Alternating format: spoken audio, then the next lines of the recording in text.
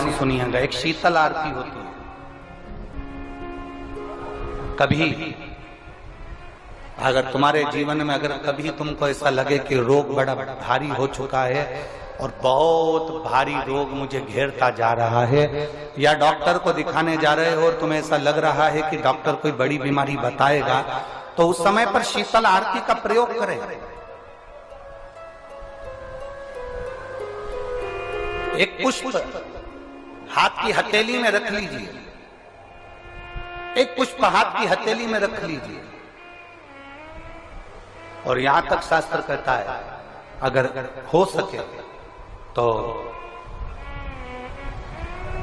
आंकड़े का अगर पुष्प मिल जाए, तुम्हारे यहां क्या बोलते हैं उसको, मंदार का फूल, आंकड़े का फूल, अकौए का फूल, जो शंकर भगवान पे चढ़ता है, छोटा सा होता है, घुंघरू जैसा होता है वो, उसको तुम्हारे यहाँ क्या बोलते हैं हरियाणा में? आंख का ही पुष्प बोलते हैं। आंख का पुष्प मिल जाए तो ज्यादा अच्छा है।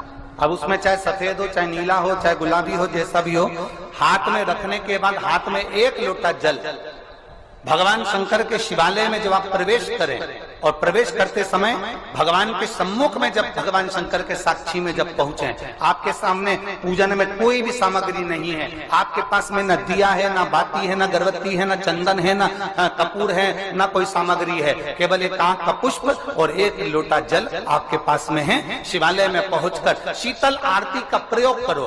11 बार भगवान शंकर के 11 रुद्रों का स्मरण कर कर जब 11 बार शंकर के शिवलिंग के ऊपर से नीचे तक कलश को जब घुमाया जाता है, और घुमाने के बाद वो आंख का जो पुष्प है वो अशोक सुंदरी वाली जगह पर समर्पित कर कर भगवान शंकर को जो जल चढ़ाया जाता है, जो जल समर्पित किया जाता है, डॉक्टर भले तुमसे कह रहा हो कि तुम्हें बड़ी बीमारी के चांस हैं, आप जाकर एक बार चेक कराना, तुम्हें वो बड़ी बीमारी निकलेगी ही नहीं, उस रोग से तुम मुक्त हो।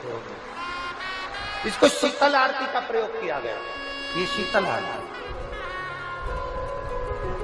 इसको शीतल आरती कहा। शिव की प्राप्ति का, एक रोग से मुक्त होने का।